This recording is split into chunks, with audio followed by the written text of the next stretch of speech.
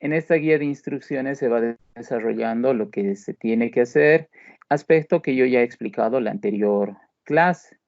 Ahora, exactamente qué tenemos que desarrollar, o sea, exactamente qué tenemos que hacer. Exactamente lo que nosotros tenemos que hacer. Número uno, tenemos que explicar la variable, ¿sí? ¿Qué se llama nuestra variable? ¿Cómo hemos hecho para obtener los datos? Eso se tiene que explicar. No se olviden, ¿cómo han obtenido los datos? ¿Qué se llama su variable? ¿Y qué característica tiene esa variable? Por algo dice explicar. ¿Listo? Luego tenemos que presentar los datos.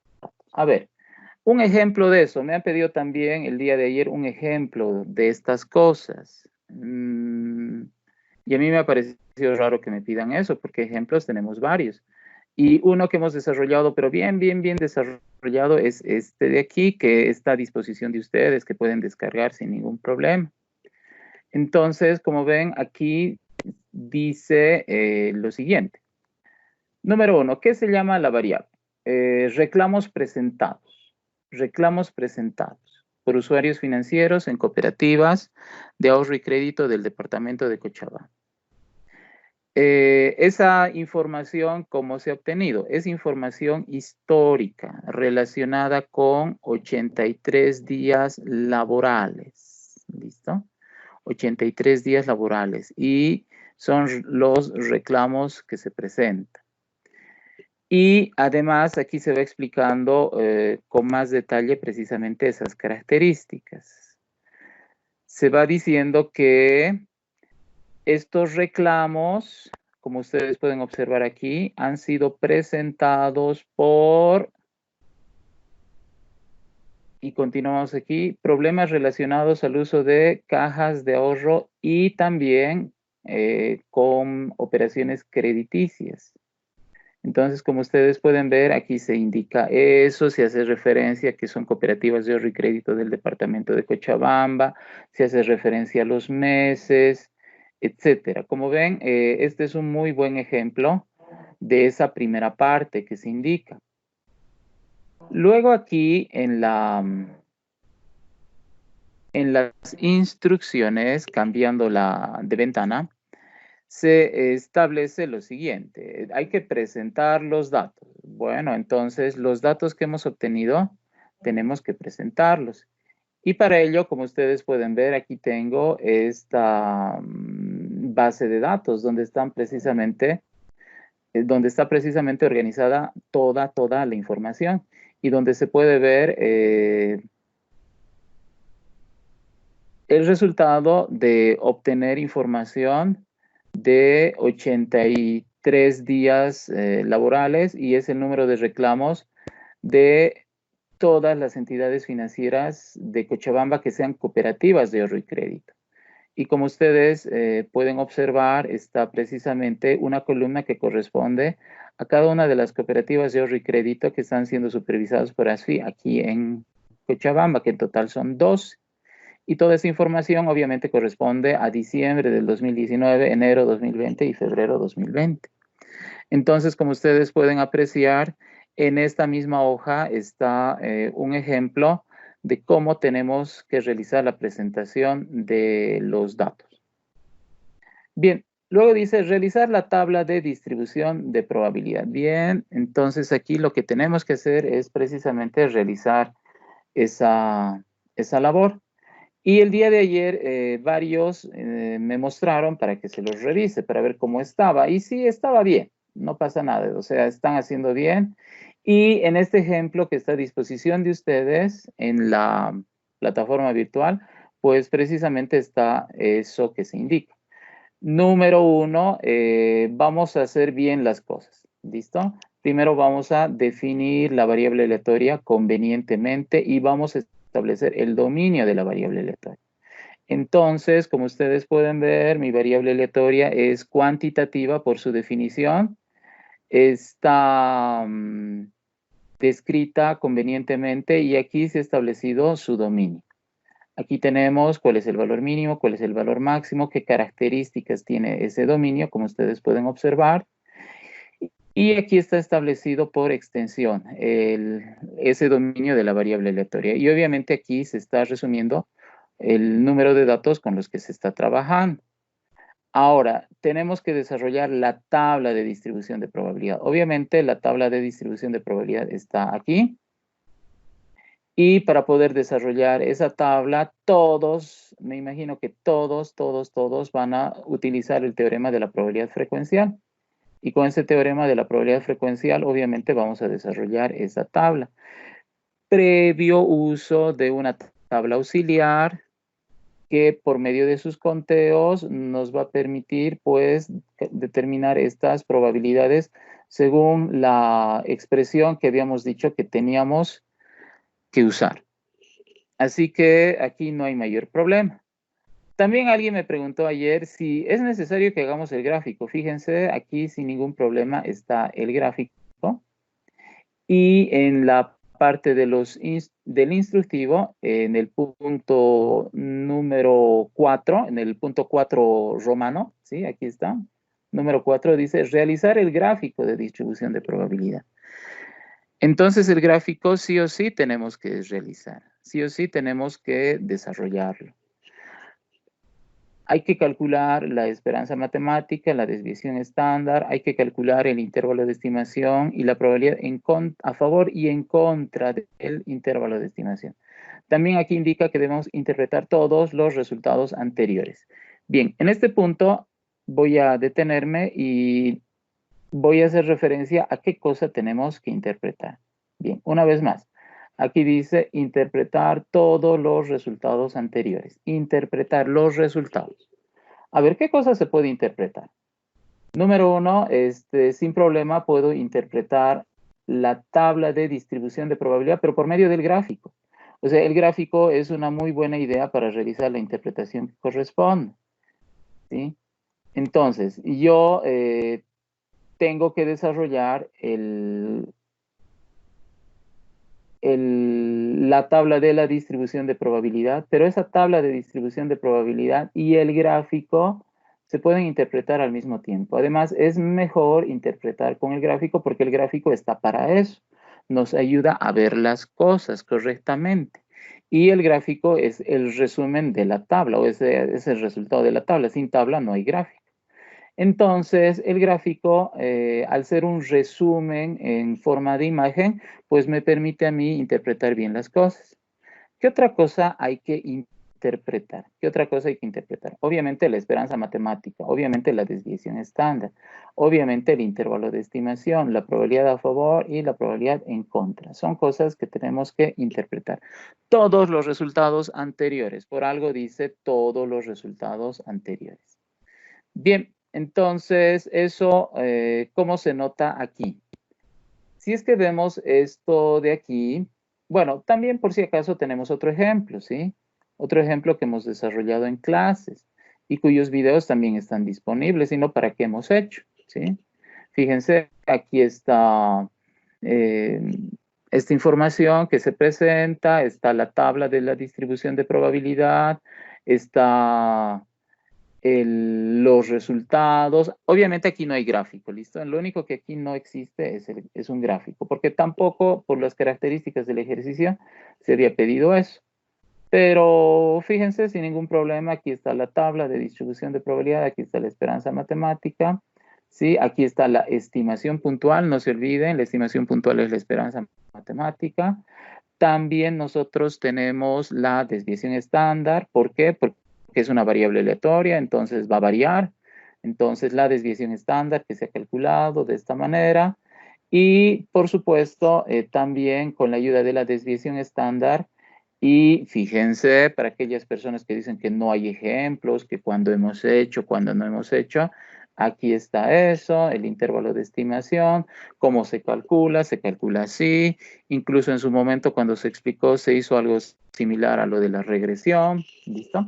Pero bueno, está ahí, aquí está la estimación por intervalo, aquí está la probabilidad a favor del intervalo, la probabilidad en contra, obviamente es el complemento, que sería ese valor que estamos viendo aquí, que sería ese 0,12. ¿Listo? Bien, entonces, como ustedes pueden apreciar, tenemos esas características. Y por si acaso, también tenemos otro ejemplo que está a disposición de ustedes tanto en el video como para descargar. Aquí está ese ejemplo del lanzamiento de los dos dados, ese ejemplo con el que he explicado todo esto de aquí, ¿ya? Y este de aquí tiene un espacio muestral, ahí está la tabla, ahí está el gráfico que corresponde y todas estas otras cosas. ¿Listo? Entonces ahí está la probabilidad, la estimación puntual, aquí está la estimación por intervalos, aquí está la probabilidad a favor de la estimación puntual, aquí está la probabilidad a favor de la estimación por intervalos, donde se hacen conocer cuáles son las ventajas de la estimación puntual y las ventajas de la estimación por intervalos. Obviamente la estimación por intervalos tiene más ventajas. Bien, regresando aquí y regresando a ese súper ejemplo que es esto, ahora vamos a interpretar, ¿ya? Tenemos que hacer mucho énfasis en la interpretación. Ahora, otra cosa. En el cálculo de la desviación estándar, no hay ningún problema que nosotros podamos utilizar la fórmula original con la que se ha explicado, que es esta.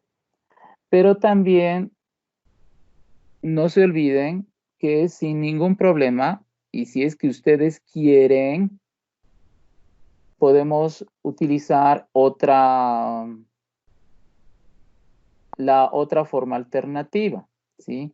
Que es la esperanza matemática de x cuadrado menos la esperanza matemática de x, eso elevado al cuadrado, y todo raíz. Entonces, esto también podemos utilizar.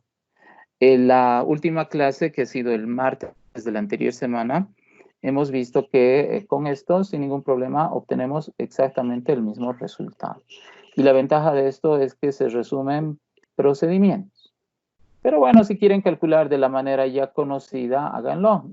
O sea, no hay ningún problema. Quieren calcular de esta manera, háganlo. Quieren calcular de esta manera, da lo mismo. O sea, no hay problema. Sin embargo, yo les recomiendo que esta otra forma de calcular la desviación estándar ya la vayan usando con más frecuencia. ¿Por qué? Porque así van a calcular en econometría, ¿sí? Entonces, mejor que ya la familiarización con esta forma de calcular, es bueno que la tengan, porque obviamente en econometría solamente van a usar esta manera, ¿ya? Pero esto de aquí está mal. No, no está mal, es el origen, pues. Solamente que esto sea reducido a esta otra situación. Bien, ahora sí, interpretaremos. ¿Listo? Interpretaremos todo. Ahora, obviamente esto que hemos desarrollado como aplicación tiene un problema, no hay interpretación aquí. Es que no hay interpretación porque en la clase yo he interpretado todo, ¿ya? Pero ahora vamos a realizar la interpretación que corresponde. Pero antes de desarrollar esa interpretación, yo quisiera preguntar si es que alguna persona de las 18 que están presentes, cada vez somos menos, ¿no? De las 18 personas que están presentes aquí en la clase, eh, ¿quiénes tienen alguna duda?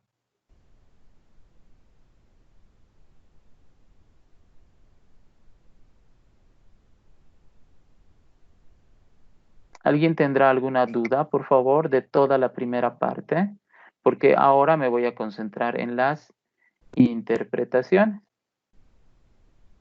Yo sí, disculpe, buenos días. Buenos días, Eh, dime, Sam. Disculpe, sí, aquí hay que hacer el antes y el después para nuestros datos. O No, sea, ese era un ejemplo, Sandro. A ver, vamos con lo siguiente. mm, A ver, vamos a explicar bien, pero sin embargo, lo que estás consultando está súper bien. ¿Por qué? Por lo siguiente. Si es que nosotros vemos en las instrucciones claramente indica que ustedes tienen toda, pero absolutamente toda la libertad al momento de elegir la variable aleatoria. Hay que determinar una variable aleatoria, ¿sí? Y ustedes tienen toda la libertad al momento de definir esa variable aleatoria.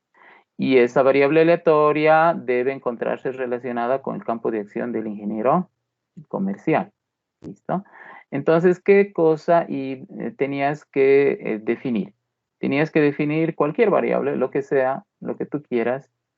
Ahora, si es que revisas el video de la anterior clase, es que hay que revisar el video, para eso está. Además, yo tengo una ventaja. ¿Cuál es la ventaja? Esos videos están colgados en YouTube y puedes descargar sin problema, sin estar entrando a lugares raros. ¿Listo? Entonces, lo puedes descargar sin lío. Bien, si es que ven el video de la anterior semana, si es que ven el video, yo les dije, por ejemplo, ¿cómo yo podría hacer este trabajo? Por ejemplo, ¿cómo yo podría hacer este trabajo? Y, por ejemplo, este trabajo yo lo podría hacer de la siguiente manera. Número 1. Esta situación que estamos viendo en la actualidad nos puede servir a nosotros para poder realizar el trabajo de estadística, pero ojo, revisen el video, porque ahí se van a dar cuenta que el ejemplo surgió de esa manera, ¿ya? No es que yo les estoy diciendo que sí o sí esto tienen que hacer, o sea, eso yo nunca he dicho. Este es un ejemplo que a mí se me ha ocurrido para que sea interesante también. Por ejemplo, antes de la cuarentena, ¿qué pasaba? Y durante la cuarentena, ¿qué ha pasado? ¿Ya? Pero ese era mi ejemplo, era mío. ¿Listo? Era de mí. No era un ejemplo que les estaba imponiendo a ustedes, nunca he impuesto. Y la gran ventaja es que hay un video que demuestra esa situación. ¿Listo? Entonces, antes de la cuarentena, durante la cuarentena, ¿qué cosa puedo hacer? Pero ojo, es mi ejemplo. ¿Listo? Y por suerte, a ver cuántas personas, 4 personas del curso me han hecho una consulta al respecto. Y ninguno de los ejemplos de esas 4 personas estaban relacionadas con esto. Y eso está bien. ¿Sí? Y eso está bien. Sí, otra persona me consultó y era parecido a esto, pero ya no importa, no pasa nada, no hay inconveniente. ¿Listo? Por ejemplo, consumo de pan. ¿Listo? Consumo de pan. Y aquí, antes de la cuarentena, por ejemplo, alguien consumía consumo de pan diario. ¿Listo? Consumo de pan diario. Por familia, mejor que sea por familia y no sea una persona. ¿Por qué? Porque la ventaja es que voy a obtener más variación en los datos. Por ejemplo, aquí puedo poner familia, ¿listo? Y esa sería mi base de datos, ¿ya? Entonces, la familia 1, la familia 2, la familia 3, 4, 5, 6, 7. ¿Listo? Ahí tengo mis familias. Antes de la cuarentena, el consumo de pan diario por familia, pero en unidades, ¿listo? No en valor monetario, en unidades. Por ejemplo, antes de la cuarentena había una familia que consumía diariamente 10 panes. Durante la cuarentena se limitan y, por ejemplo, consumen 4 panes. Antes de la cuarentena, alguna familia consumía 15 panes de manera diaria. Durante la cuarentena, puede ser que consuman 10. Antes de la cuarentena, había familias que consumían 5 panes al día. ¿Listo? Pero durante la cuarentena ahora consumen 9. ¿Listo? Y uno dice, ¿por qué? No sé, es que todo depende de los datos. Tal vez sean familias donde todos desempeñaban diversas actividades y no estaban gran parte del día en la casa, ¿listo? Ahora como están casi todo el día en la casa y no hay mucho que hacer más que asaltar el refrigerador, por ejemplo, y tal vez muchas personas estén con más kilos después de salir de la cuarentena, no sé, ¿ya? Pero eso puede pasar, ¿listo? O sea, no sería raro. Bien, aquí obviamente tengo algo que se llama diferencia, ¿ya? Y esta diferencia, y era lo que explicaba, y era mi ejemplo, era para mí, ¿listo? Por ejemplo, lo que está pasando ahora menos lo que pasaba antes. Fíjense, aquí lo que yo tengo es el momento actual menos el momento pasado. Y obviamente con esto voy a ver cuál es la diferencia de lo que pasa ahora respecto de lo que pasaba antes. Y aquí hay que tener mucho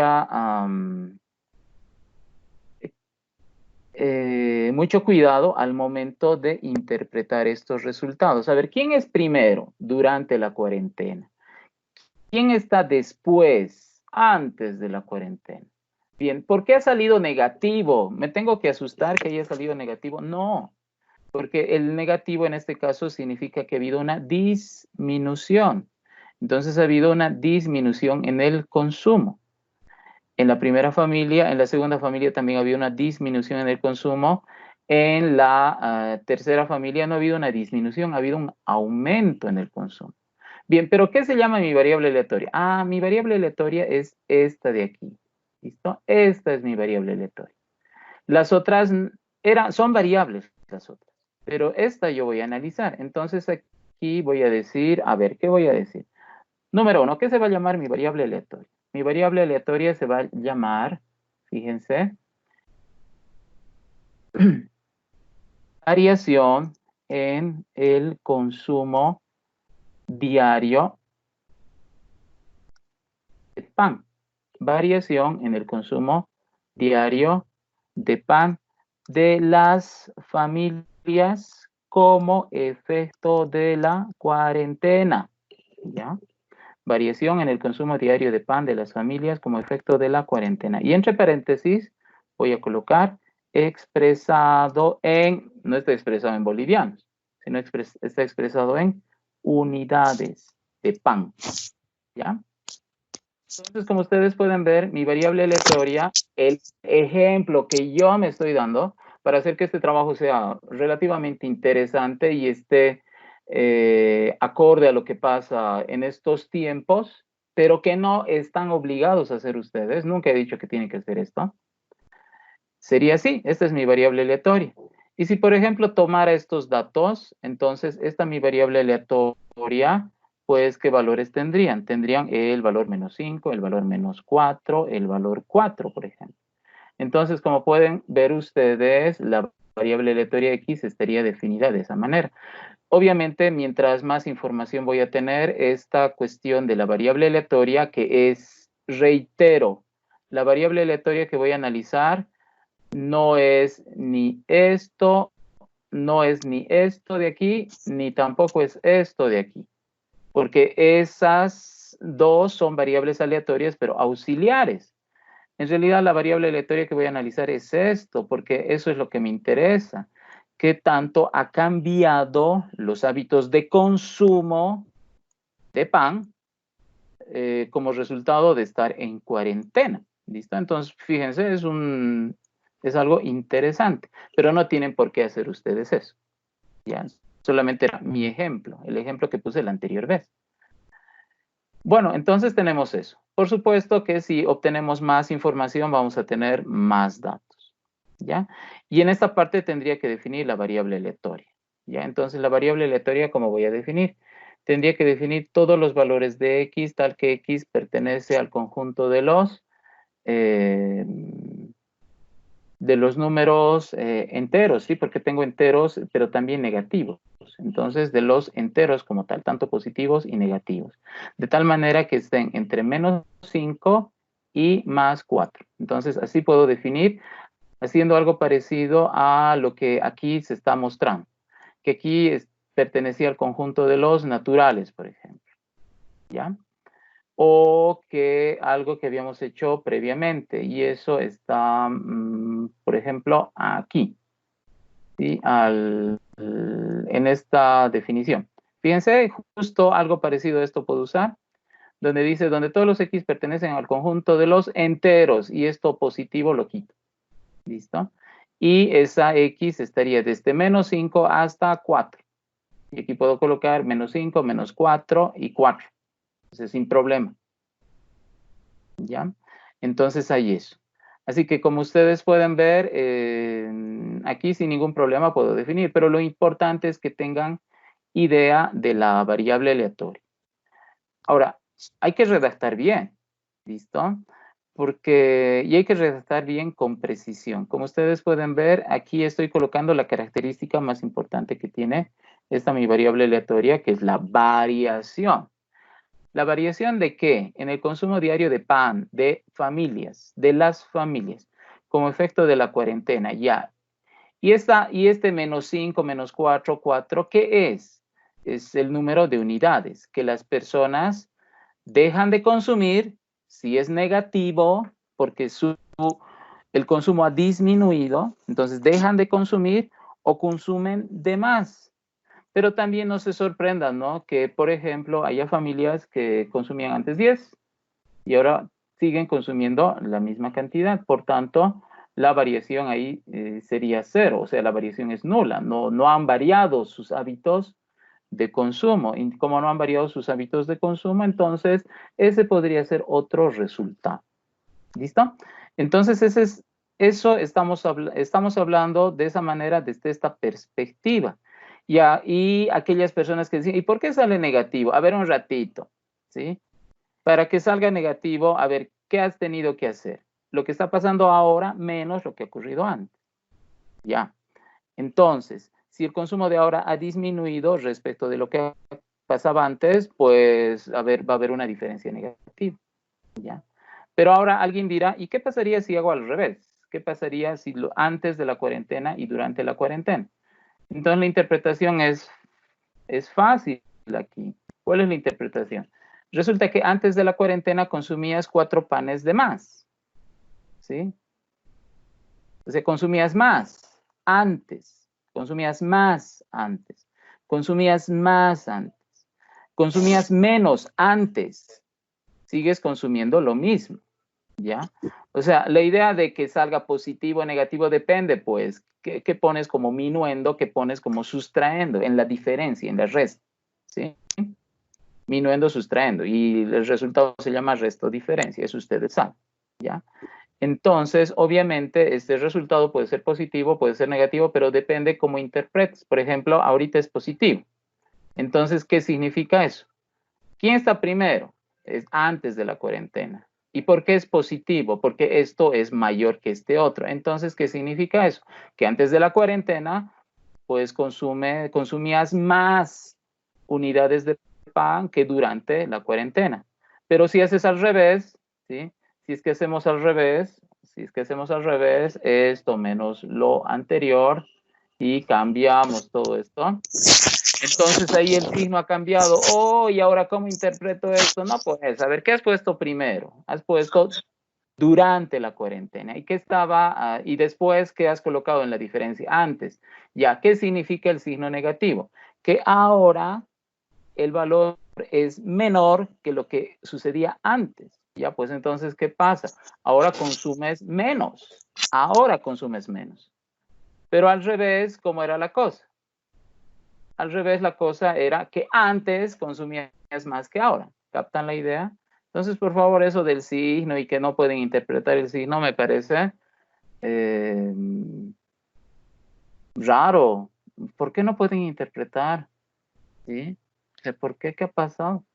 Entonces, eso por favor, ¿ya? Así que esa cuestión del antes y después no pasa nada, pero igual vas a tener aquí X, aquí vas a tener la probabilidad de esos X, pero X es negativo, pero no importa, pues, ¿quién ha dicho que X tiene que ser sí o sí positivo? Lo que no tiene que ser negativo es la probabilidad, que es diferente. Esto de aquí puede ser positivo, negativo, puede ser desde menos infinito hasta más infinito, lo que sea, ¿ya? La variable aleatoria es variable aleatoria y la variable aleatoria en términos de representación gráfica se representa en el eje X y ustedes saben el eje X puede ir desde menos infinito hasta más infinito. Pero la probabilidad en el gráfico, y eso es algo que les he explicado, la probabilidad en el gráfico no va desde y menos infinito hasta y más infinito, no va. ¿Por qué? Porque en el gráfico el eje y representa pues la probabilidad, representa este eje. Y como ustedes pueden ver, este eje, y por las propiedades que hemos visto, no puede tener valores negativos, la probabilidad. Y tampoco puede irse hasta más infinito. ¿Por qué? Porque el valor máximo es 1. Entonces, el eje Y jamás, pero jamás de los jamases va a ser negativo, o sea, nunca va a ser negativo, y jamás se va a pasar del 1. Nunca. Y uno dice, ¿por qué? Porque no se olviden que el eje Y está representando a las probabilidades de la variable aleatoria X. Y las probabilidades de la variable aleatoria X tienen pues propiedades. Propiedades que tienen que saber ustedes. Si no, ¿para qué estamos avanzando? Parecería que estas clases virtuales son pérdida de tiempo, ¿no? Entonces, ¿qué propiedades hay? Número 1, la probabilidad de X tiene que ser mayor o igual a 0. Las probabilidades de X, en el caso más extremo, tienen que ser 1 o menor o igual a 1. Y eso se refuerza con el hecho de que la suma de todas las probabilidades de X sí o sí tiene que ser 1. Entonces, todos los valores en probabilidad como máximo tienen que sumar 1, ¿ya? Pero nunca tienen que ser negativos y tampoco tienen que pasarse del 1. Por tanto, la probabilidad de X es cualquier valor que está en el rango 0, 1. ¿Listo? Y obviamente eso es lo que aquí se tiene que representar.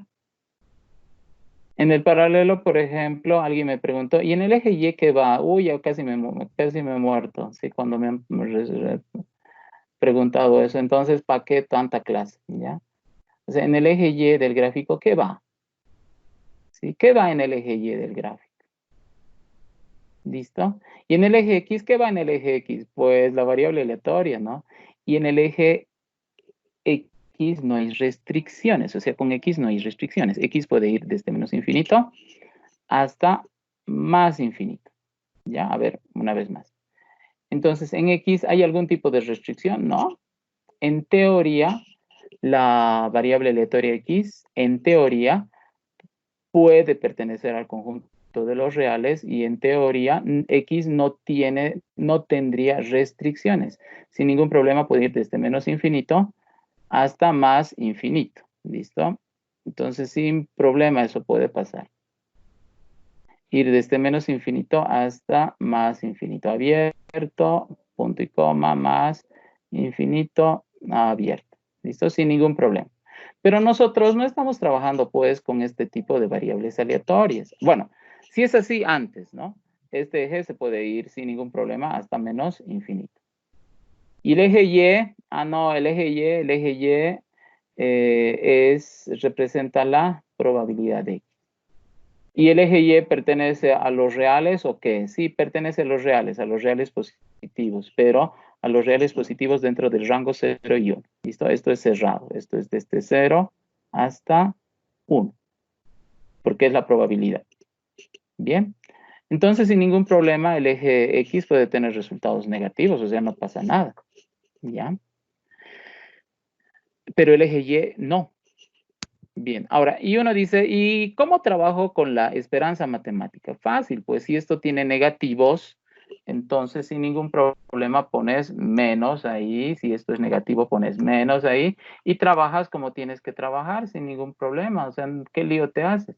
Desarrollas las aplicaciones como corresponden, por ejemplo, la esperanza matemática, ahí están menos, y haces nomás las operaciones que tienes que hacer, pero va a salir negativo, ¿y qué? Se supone que va a salir negativo, pues cuando multipliques X y la probabilidad de X. Y luego vas a sumar, ¿y qué? No hay problema, ¿listo? No hay lío. No, pero me parece raro eso, ¿por qué? Si la fórmula dice que tienes que multiplicar X por la probabilidad de X, y de X no importa el signo. No, pero esto sale negativo, y no importa, eso está, se considera, no hay problema. La cuestión es que este total es la esperanza matemática. Pero para la desviación estándar, ¿cómo hacemos? Haces lo mismo, pues. No vas a estar haciendo diferente, no te vas a estar inventando otras cosas. Haces nomás lo que tienes que hacer. X es negativo, entonces con el signo, pues, trabaja sin ningún problema. ¿Ya? Entonces, como ustedes pueden ver, sin ningún problema pueden hacer todos los cambios que ustedes consideren pertinentes y no tienen que restringirse, no tienen que estar trabajando siempre con las variables aleatorias conocidas, porque en este trabajo también se valora que hagan cosas diferentes. No se olviden, la creatividad vale 10%. Trabajos que sean poco creativos, pues no van a tener ese 10% que se está evaluando. Eso tomen en cuenta, por favor. ¿Ya? Bueno, entonces eso es con el ejemplo. No sé si ahora se ha entendido bien y si hay más dudas, por favor, quisiera que alguien pueda indicar cuáles son las dudas que tiene.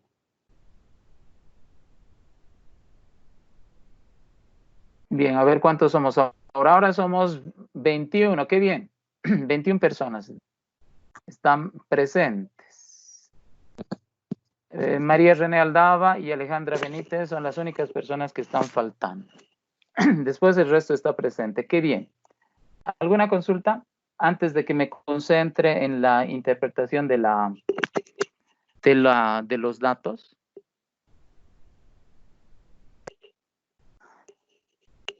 Bien, en caso de que no haya consultas, ahora me voy a concentrar en la interpretación. ¿Listo? Entonces, la interpretación para mí va a ser importante y voy a volver a repetir las interpretaciones que en su momento había hecho. ¿Listo? Y uno dice en su momento, ¿cuándo? Cuando hemos explicado todo esto, pues, porque siempre he interpretado. El único problema es que esas interpretaciones no están escritas, pero siempre se ha mencionado. ¿Listo? Bien, a ver, una interpretación. ¿Cómo voy a interpretar? Número uno, fácil, pues, interpretas lo que ves. Interpretar básicamente es describir lo que se ve. Ya, a ver, ¿cómo empezaría yo interpretando? Aquí, número uno, tienes dos cosas, ¿listo? Aquí, tienes la tabla y tienes el gráfico. Obviamente, la tabla y el gráfico representan lo mismo. Ya, es lo mismo, porque si no hubiera tabla, ¿de dónde sale el gráfico? Bien, entonces, a ver, ¿qué es más fácil interpretar? Según el sentido común, es más fácil interpretar el gráfico. Ya, está bien, entonces interpretaremos el gráfico porque es más sencillito. A ver, ¿qué pasa con el gráfico? Con el gráfico pasa lo siguiente. Número uno, a ver, ¿dónde se concentra la mayor cantidad de los datos? ¿Dónde se concentra la mayor cantidad de los datos? Y aquí nosotros podemos dividir la gráfica en tres partes. Una primera parte, por ahí. Una segunda parte, por aquí. Y una tercera parte, por aquí. Fíjense, el gráfico puedo dividir en tres partes sin problema. ¿Ya? Ojo, este es un auxiliar, ¿sí? No tienen que ser así ustedes. Es un auxiliar, solamente sirve para interpretar. A ver, número uno, ¿dónde se concentra la mayor cantidad de la información? Obviamente la mayor cantidad de la información se concentra en esta parte. ¿Ya? De la información como probabilidad. No se olviden, cada una de estas etiquetas es probabilidad. Entonces, la mayor cantidad de la información como probabilidad se concentra en el extremo izquierdo. Entonces, ¿qué digo? Oh, esta es una distribución asimétrica a la izquierda. ¿Eso qué significa? Que es más probable que la variable aleatoria tenga valores bajos. ¿Qué hubiera pasado si hubiese sido al revés? ¿Qué hubiera pasado si hubiese sido al revés? Si los valores de la variable aleatoria se hubiesen concentrado en el lado derecho. Y hubiera dicho, oh, la mayor cantidad de las probabilidades se concentran en el lado derecho. Pero en el lado derecho, ¿qué abunda? En el lado derecho lo que existe son pues los valores más altos que pueda tener la variable aleatoria X, ¿listo? De esta variable aleatoria son los valores más altos. Entonces, si es que por este lado hubieran estado los valores más altos, sí, hagan de cuenta que esto no existe. Entonces yo hubiera dicho, ya, esta es una distribución asimétrica a la derecha, el lado derecho pesa más, es más importante porque ahí se concentra la mayor cantidad de datos. La mayor cantidad de datos. ¿Listo? Entonces, ¿qué digo? Es asimétrico a la derecha. Ahí se concentra la mayor cantidad de datos. Son más probables los valores más altos de la variable aleatoria. Bien, y ahora lo más obvio, ¿no? ¿Qué es lo más obvio? Lo más obvio es la parte central, ¿sí? ¿Qué hubiera pasado si la mayor cantidad de los datos se concentra aquí, en esta parte? Pues la variable aleatoria no se concentra en los valores medios, ¿sí? Los valores medios. Los valores más bajos de la variable aleatoria suceden, pero no son muy probables. Los valores más altos de la variable aleatoria suceden, pero no serían tan probables. Lo más probable es lo que ocurre en la parte central. Y lo que ocurre en la parte central, si es que ustedes recuerdan, es que normalmente es simétrico, ¿ya?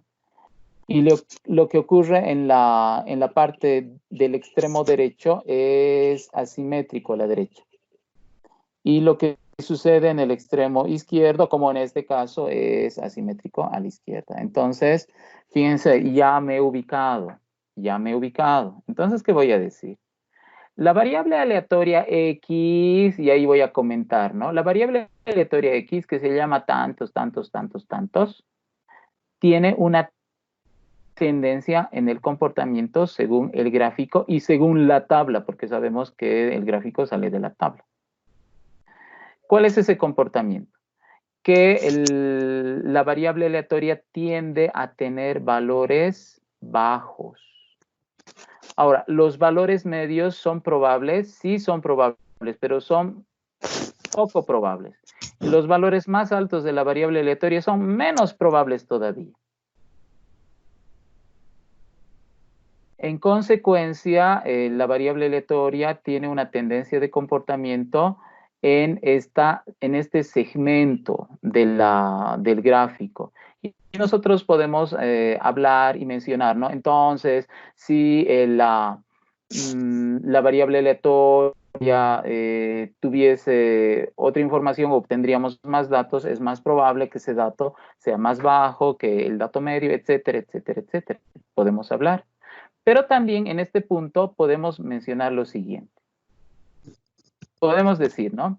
Este comportamiento de la variable aleatoria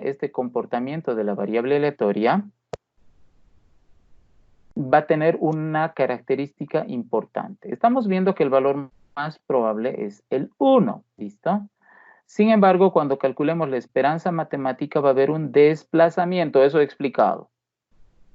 Va a haber un desplazamiento hasta a este lado. Entonces, lo más probable es que la esperanza matemática no sea 1, sino que cuando se calcule esté entre el 1 y llegue tal vez al 2, por el desplazamiento que normalmente ocurre en las distribuciones asimétricas, porque estos eventos, aun siendo poco probables, pues tienen ese efecto de desplazar el resultado de la esperanza matemática. Obviamente, situación contraria ocurriría si fuese al revés, y esto también he explicado en las clases, ¿ya? Entonces, si por ejemplo este es el valor más probable, pues cuando calculemos la esperanza matemática, eso probablemente se desplace, pero ojo, en el cálculo de la esperanza matemática. O sea, no deja de que ese resultado sea el más probable, ¿listo? Pero cuando calculamos la esperanza matemática, a algunos les va a parecer, oh, pero no es lo mismo que calculado. Claro, pues, porque estos de aquí tienen ese fenómeno de desplazamiento. O sea, eso está pasando, eso está ocurriendo. En consecuencia, eso voy a explicar aquí. Y después voy a decir, tal como se puede observar en el cálculo de la esperanza matemática, el valor más probable es 2, según el cálculo realizado de la esperanza matemática. Gráficamente, el resultado más probable era el 1, pero como ha ocurrido ese fenómeno de desplazamiento, la esperanza matemática no es 1, sino es 2, y eso es comprensible, no es nada raro. Ya, pero ¿qué significa el 2? Bueno, pues que de todo lo que va a suceder en la variable aleatoria, en X, dentro de ese dominio de X, ese dominio que en este caso va desde 0 hasta 10, pues hay un resultado clave. El resultado clave es el 2. Y el 2, en este caso, en términos analíticos, en términos de cálculo, destaca más porque es el centro de toda la distribución. Pero alguien puede decir, pero ¿cómo va a ser el centro? El centro estaría en 5. Es que es el centro de la distribución porque es el valor que ocurre más veces. Además, no va a ser 5 porque obvio que la distribución es así, métrica, ¿no? Pero el 2 ahora es el valor clave porque alrededor del 2 todo tiende a agruparse. Alrededor del 2 gira todo. Alguien puede decir, pero alrededor del 1, sí, pero hemos explicado ya ese fenómeno de desplazamiento. Entonces, gráficamente el 1 es el más probable, pero el 1 no es la esperanza matemática, la esperanza matemática es 2. Entonces, el 2 actúa como ese centro de masa para los que han visto física, ¿sí? O les gustaba física en el colegio. Centro de masa, centroide, ¿sí? El 2 es el centroide, ¿ya? Es el punto que más destaca porque es la esperanza matemática. Que alguien vea su micrófono, por favor. Entonces, ¿aquí qué decimos? Nosotros decimos el valor más probable según los cálculos realizados y considerando el desplazamiento que existe es el 2. Entonces, el resultado más probable es el 2. Pero en este caso, ¿qué es para mí? En una entidad financiera, en una cooperativa de ahorro y crédito, ¿sí? Lo más probable es que ocurran 2 reclamos por día. 2 reclamos por día. Entonces, una cooperativa de ahorro y crédito del departamento de Cochabamba va a tener reclamos por las cajas de ahorro, va a tener reclamos por los créditos, va a reclamar porque le están cobrando de más, va a reclamar porque ha habido un problema en los débitos, entonces va a reclamar. ¿Y cuántas veces se espera que cada entidad financiera reciba reclamos diariamente? Se espera que una entidad financiera reciba 2 reclamos de manera diaria. Bien, ahora esa es la esperanza matemática. Ahora la pregunta es, ¿ese resultado es fijo? Ese resultado es fijo y hace rato hemos dicho que no es fijo, sino que la variable aleatoria pues puede variar, ¿sí? Y aquí obviamente estamos diciendo que el 2 es el punto clave, pero no siempre va a ser 2. Alguna vez va a ser 3, otra vez va a ser 4 y así sucesivamente hasta 10. Pero también puede ser 0 o puede ser 1, o sea, van a variar. Bien, ahora, ¿cómo se calcula la desviación estándar? Se hace, pues, cuánto de variación hay o cuánto de diferencia hay entre el 0 y el 2, entre el 1 y el 2, entre el 3 y entre el 4, entre el 5 y el 2, entre el 6 y el 2, entre el 7 y el 2, entre el 8 y el 2, entre el 9 y el 2, y entre el 10 y el 2. Y uno dice, ¿y acaso eso hacemos? Claro, pues, ¿qué hacemos? Cuando realizamos el cálculo de la desviación estándar, en la fórmula tradicional, no en la reducida, ¿sí? No en esa que hemos hecho reducción la anterior semana. En la fórmula tradicional claramente se puede ver que el centro de todo es la esperanza matemática y que todos los datos de X se comparan con eso, ¿sí? Entonces, ¿cuánto varía el 0 con el 2? ¿Cuánto varía el 1 con el 2? Lo que he hecho hace rato. Se muestra aquí. Diferencia, cómo va a tener resultados positivos y negativos, y no se quiere que eso ocurra, porque los resultados de esta diferencia negativos con los resultados positivos en la desviación estándar, ojo, se eleva al cuadrado, entonces todos esos negativos positivos, pues son todos positivos, y cuando pondere con esto, voy a obtener el peso ponderado, y cuando sume, ya voy a tener el total de la variación, pero es un total cuadrático, por eso se saca la raíz, pero es la variación, ¿sí? La variación respecto de la esperanza matemática. Siempre la esperanza matemática es la clave aquí. Entonces, ¿qué voy a decir cuando encuentre ese resultado? Bien, número 1, ese resultado en términos de varianza, por favor no se olviden, la varianza existe, ¿sí? Y la varianza es la raíz cuadrada de la desviación estándar. En realidad, cuando nosotros calculemos la desviación estándar, este resultado, que es la sumatoria, si es que usan esa fórmula tradicional, pues esta suma es la varianza. Y recién la raíz cuadrada es la desviación estándar. Este resultado es la raíz cuadrada de esto de aquí. Entonces, recién es la desviación estándar. Ahora, algunas personas, y no sé por qué les cuesta entender tanto esto, ¿ya? O sea, ¿para qué están estudiando ingeniería si les cuesta entender tanto estas cosas? ¿Ya? Eso es lo que más me decepciona a veces del comportamiento de algunos estudiantes, ¿ya? Que dicen, no entiendo qué es.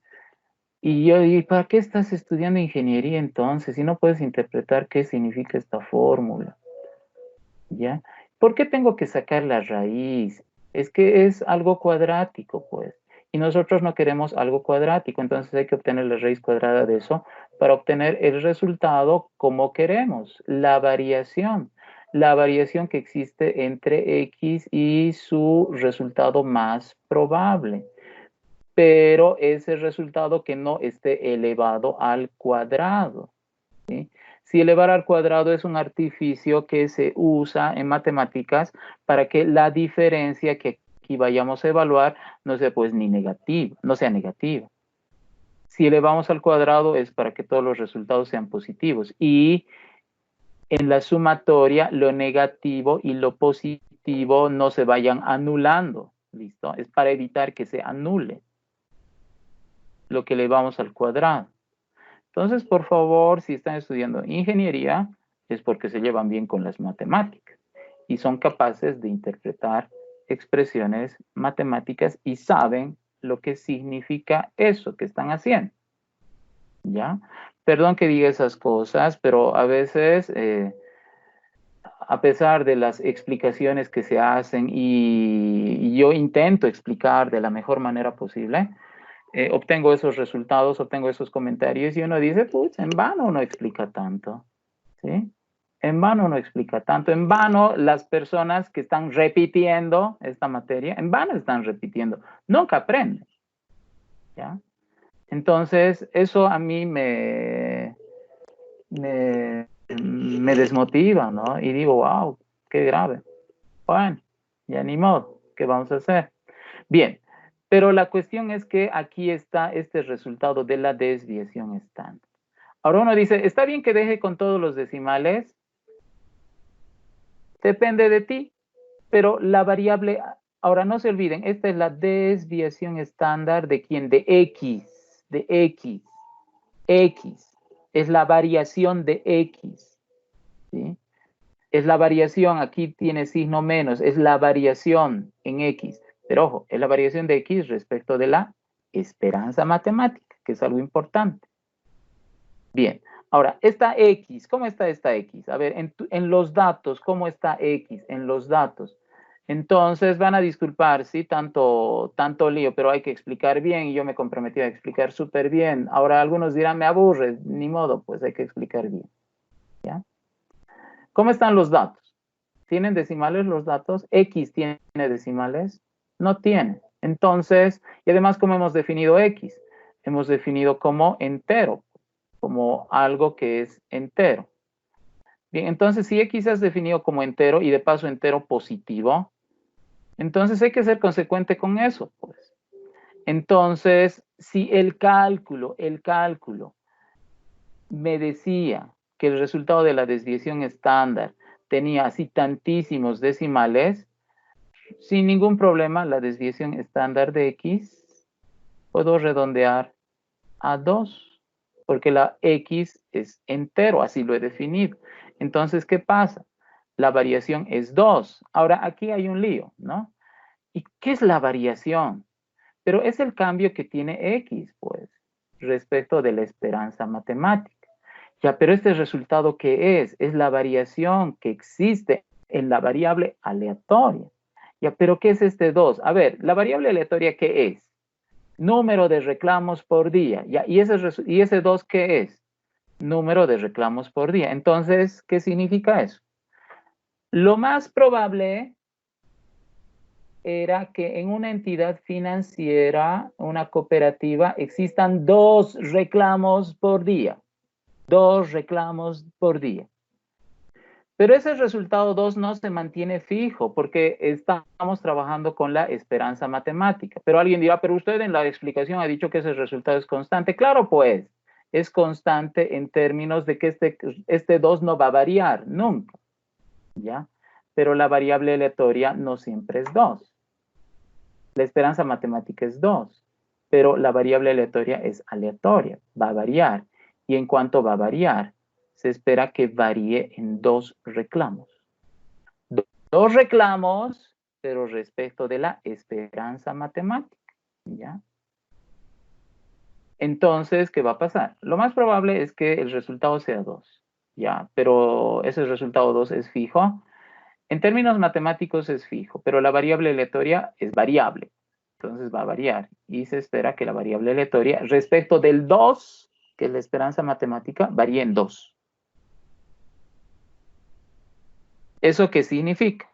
Fácil, pues. A ver, venimos aquí en el gráfico y decimos, ¿cuál es el resultado más probable?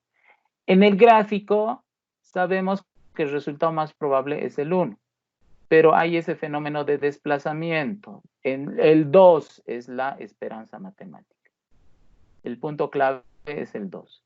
Entonces, ¿siempre va a ocurrir el 2? No, pues, no siempre va a ocurrir el 2. Las cosas pueden variar 2 veces más o 2 veces menos.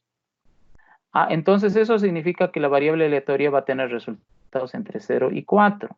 Siempre, no siempre, pero sí la mayor parte de las veces, porque la variable aleatoria puede tener resultados que van desde el 5 hasta el 10.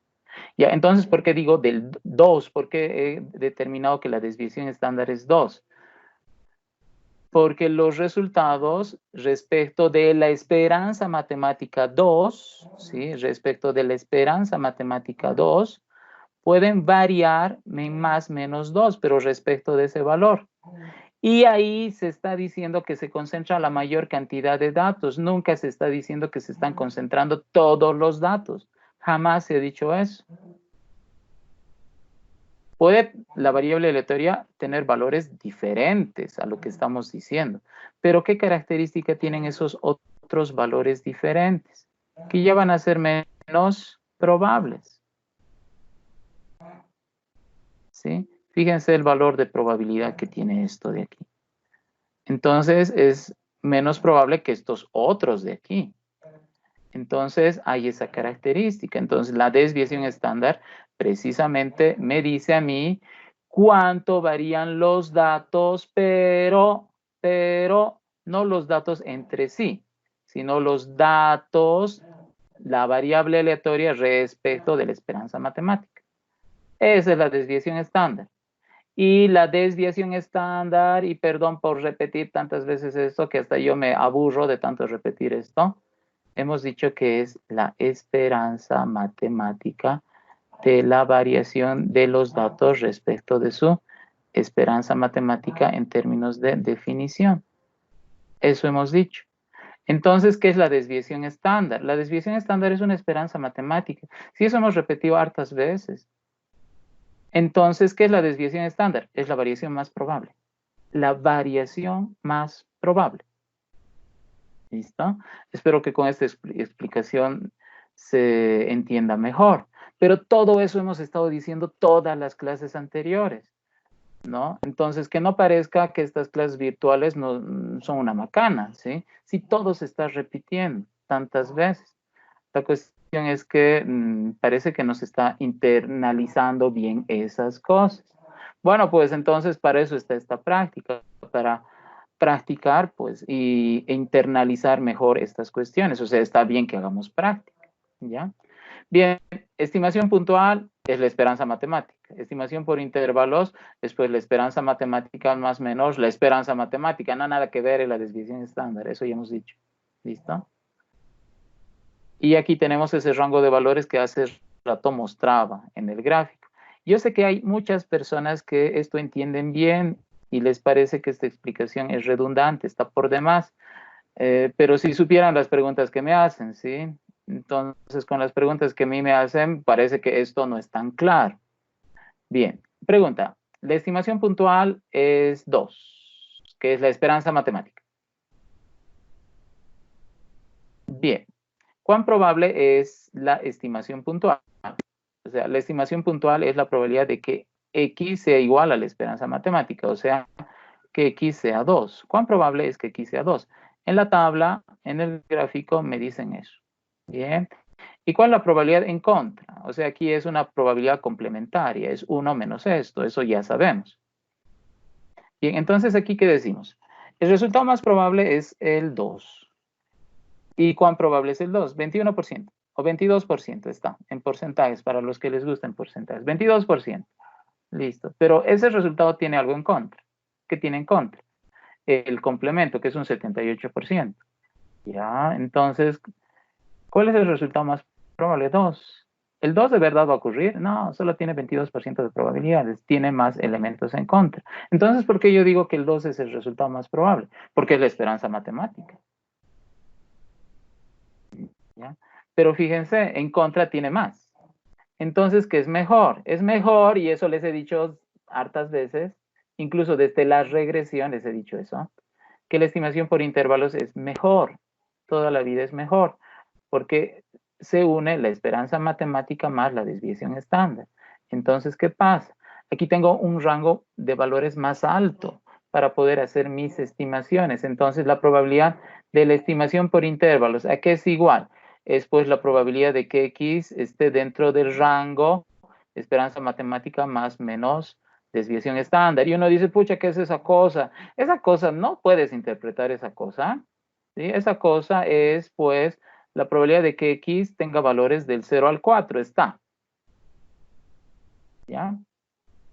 ¿Y eso qué significa? Eso significa que tienes que sumar todos esos resultados. Como resultado del teorema de la adición. ¿Ya? Del teorema de la adición. Entonces sumamos la probabilidad de que X sea 0, de que X sea 1, de que X sea 2, de que X sea 3, hasta X sea 4. Y el resultado es el 88%, para los que les gusta porcentajes. ¿Listo? 88%. Y este otro es 11.7%, pero redondeando 12% está. Para que 88 y 12 está en el simple redondeo, sume 100%. Entonces, ¿qué pasa? Lo más probable es pues que en una entidad financiera haya 2 reclamos, pero va a variar en 2. Por tanto, ¿cuál es la cantidad de reclamos que una entidad financiera normalmente tendría? Normalmente una entidad financiera podría presentar hasta 4 reclamos, normalmente, ¿sí? Entonces voy a venir aquí porque es mejor explicar siempre las cosas en el gráfico, porque se ve, ¿listo? Entonces, en el gráfico, ¿qué digo? El 2 es la clave, porque es la esperanza matemática. Pero las cosas varían, ¿sí? Varían entre el 0 y el 4. Entonces, ¿qué pasa? Fíjense, aquí, aquí. Divido mi distribución en partes, ¿ya? Y al dividir mi distribución en partes, ¿qué digo? Esto es un comportamiento que normalmente debería ocurrir, normalmente, ¿ya? Normalmente.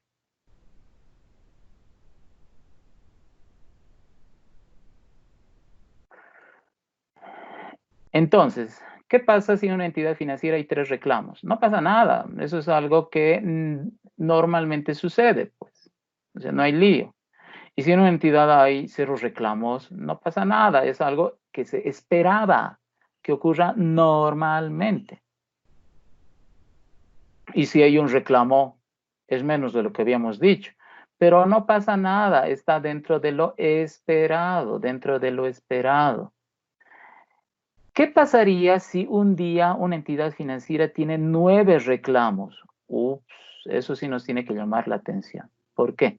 Porque esos 9 reclamos están fuera del área normal. de comportamiento de la variable aleatoria. Normalmente la variable aleatoria tiene valores que van del 0 al 4, según la estimación por intervalos. Entonces, esta parte que se llama, alguien va a decir, si esto es algo normal, esto debe ser algo anormal, anormalmente. Si no, no se usa eso por si acaso, ¿ya? Para aquellas personas que quieren usar el término anormal, eso será en otras cosas, ¿sí? Eres un anormal, ¿ya? Eso será en otras cosas, ¿ya? En estadística el término anormal no se usa. En estadística se usa lo contrario a anormal, es inusitado. E inusitado es poco probable. Por ejemplo, esto es inusitado. Si, por ejemplo, mi variable aleatoria tuviese valores negativos, también este lado es inusitado. Entonces, algo que no se espera, que normalmente ocurra. Inusitado. ¿Listo? Algo que normalmente no ocurre. Obviamente, en las distribuciones que son de tipo asimétrico, este lado de aquí normalmente no va a pasar, ¿ya? Pero ya, bueno, luego voy a explicar otro caso donde esto sí tiene sentido. Entonces, esto es inusitado. Ahora, alguien dice, no, han ocurrido 9 reclamos. El día de hoy en nuestra cooperativa hemos recibido 9 reclamos. ¿Qué ha pasado? Por ejemplo, el jefe de operaciones de una entidad financiera dice, ¿no? ¿Cuántos reclamos hemos recibido el día de hoy? En nuestro punto de reclamo. Ustedes saben que toda entidad financiera tiene un punto de reclamo. Entonces, ¿cuántos reclamos hemos recibido el día de hoy? Hemos recibido 9. Ops. Número 1, recibir 9 es algo que la variable aleatoria admite, en primer lugar, pero es algo raro. Y ese es un comportamiento inusitado. Entonces, a ver, ¿cuántos reclamos hemos recibido el día de hoy? Hemos recibido 9 reclamos. ¿Qué ha pasado? ¿Por qué hemos recibido tantos reclamos? Esto es raro. A ver, ¿qué hemos hecho mal? A ver, analizaremos. ¿Qué ha pasado? ¿Captan la idea? Para eso sirve esto de aquí. Sirve para identificar una zona o zonas donde los comportamientos son inusitados. Entonces, ¿por qué hemos tenido tantos reclamos hoy? O alguien puede decir, el día de hoy han habido 5 reclamos. Y uno dice, ¿y qué ha pasado? Sí, normalmente como máximo tenemos 4 reclamos. Normalmente como máximo tenemos 4 reclamos. ¿Qué ha pasado? ¿Por qué tenemos más de 4 reclamos? ¿Qué ha pasado? Es que tenemos cajeros nuevos. Son 2 cajeros y están aprendiendo.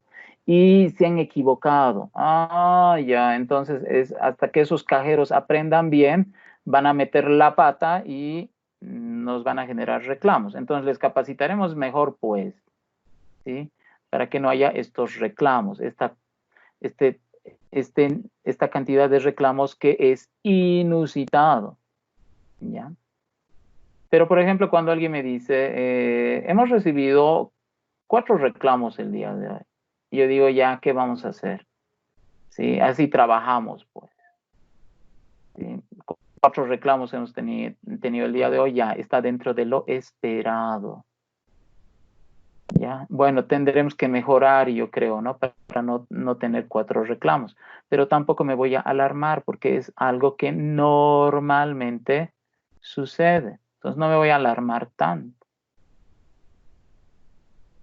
El día de hoy, aunque no crean, no hemos tenido ningún reclamo. Pero eso está dentro de lo esperado, ¿no? ¿Sí?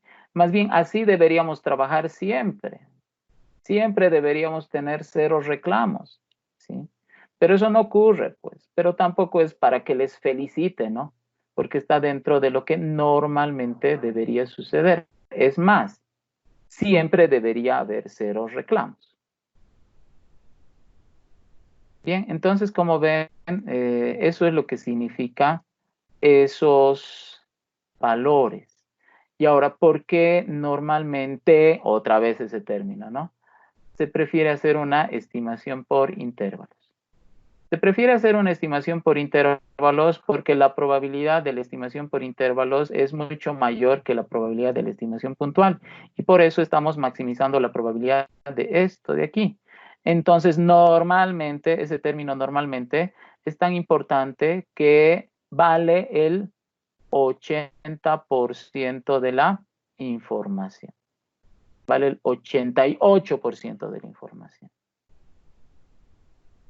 Y eso que es inusitado, vale 11% o 12% redondeado. Entonces el comportamiento inusitado vale 12%.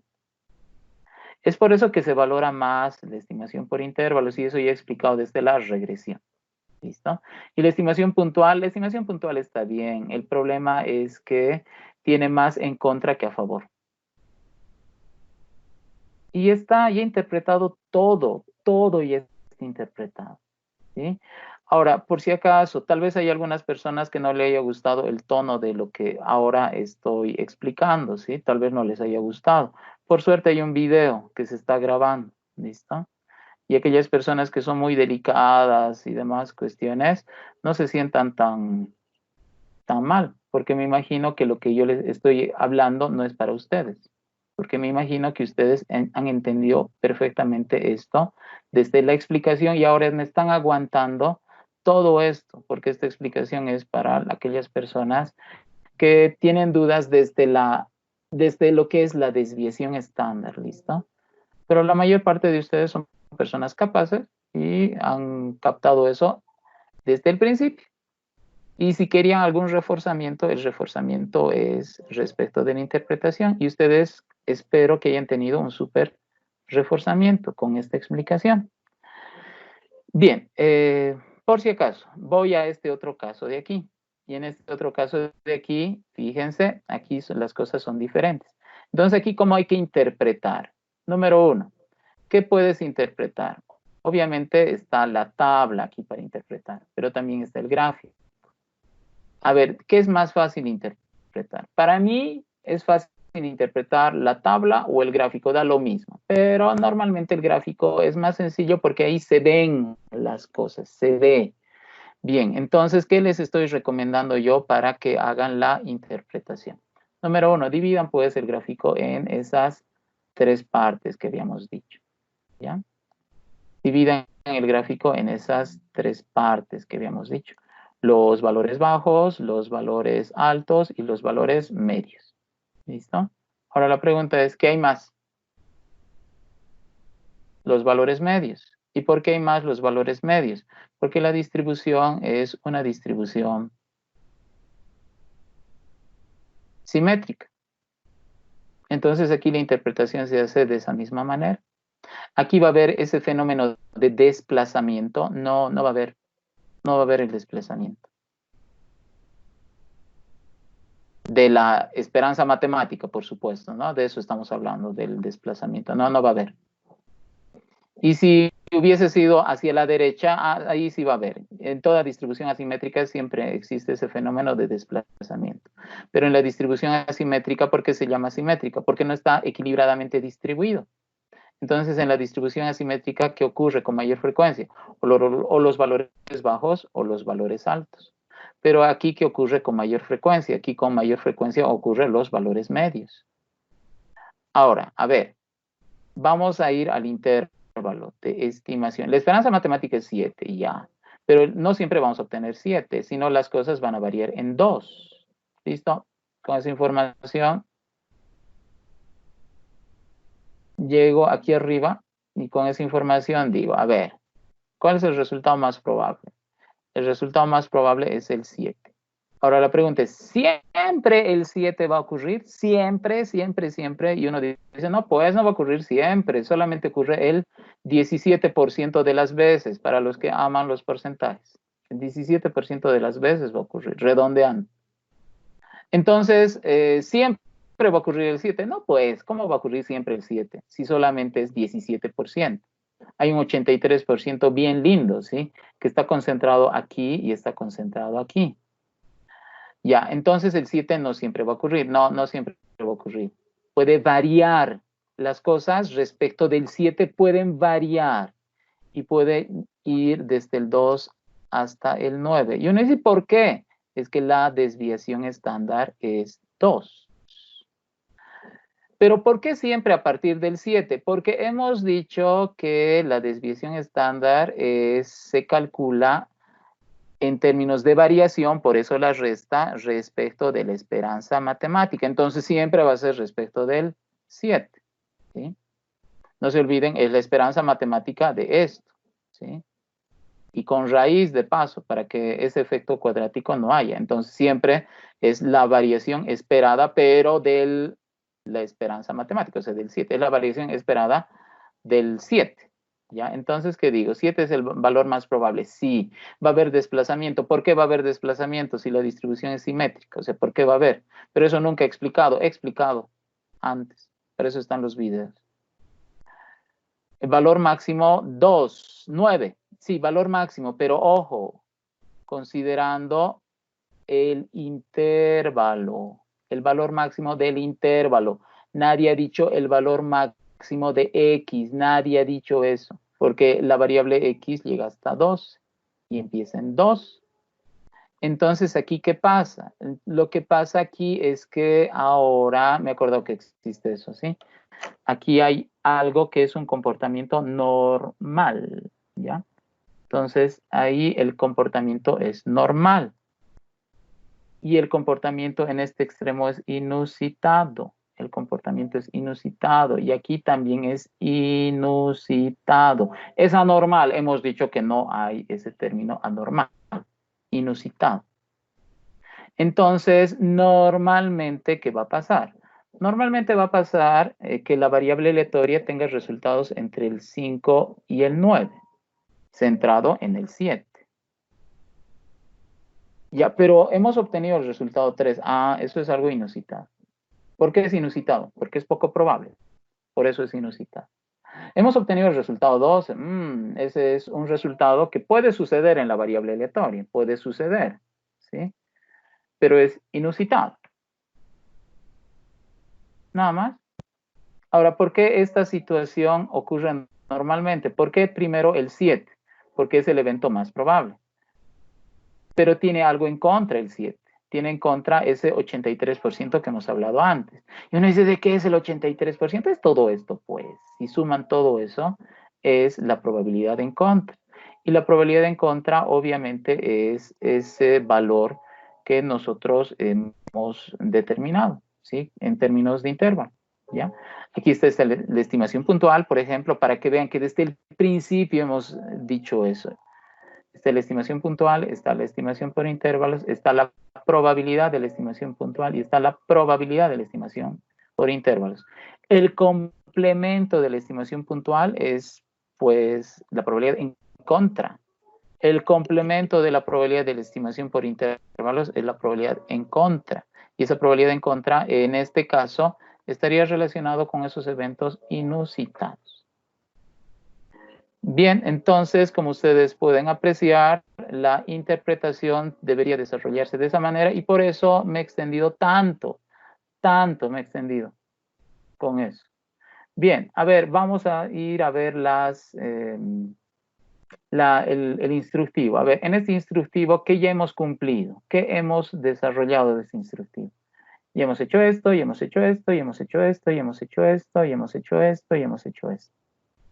Es más, sin necesidad de explicarles yo ahora todas estas cosas y con todo lo que hemos avanzado, ustedes deberían haber sido capaces de hacer solitos todo esto sin tanta explicación. Si esto que estamos haciendo es fácil, más complicado era la regresión, ¿ya? Más complicado era la regresión. Y bueno, continuamos. Interpretar todos los resultados anteriores. Ya está, ya hemos hecho casi todo. Sí, nos falta esto de aquí. Eso nos falta. ¿Y eso qué dice? Dice resolver 4 ejercicios. ¿Ya? Y uno dice, ¿qué ejercicios? Resolver 4 ejercicios de probabilidad para la variable aleatoria. Y uno dice, ¿de dónde voy a sacar esos ejercicios? Pues, ¿por qué tú, estudiante, no planteas esos ejercicios?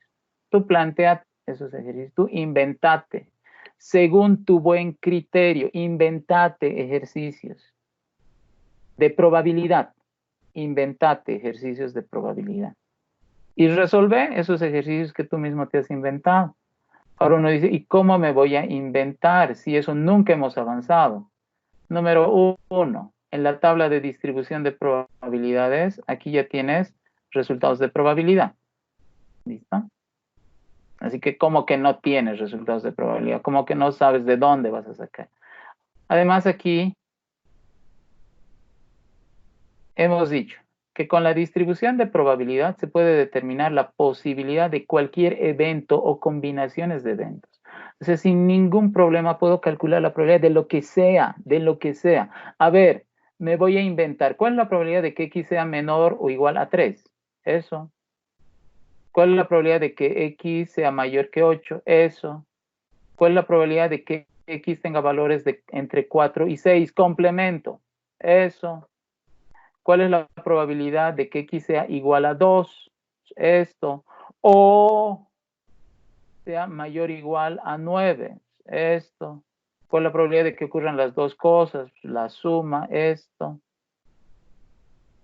¿Ya? Y uno dice, pero estas cosas nunca hemos avanzado. ¿Cómo que no?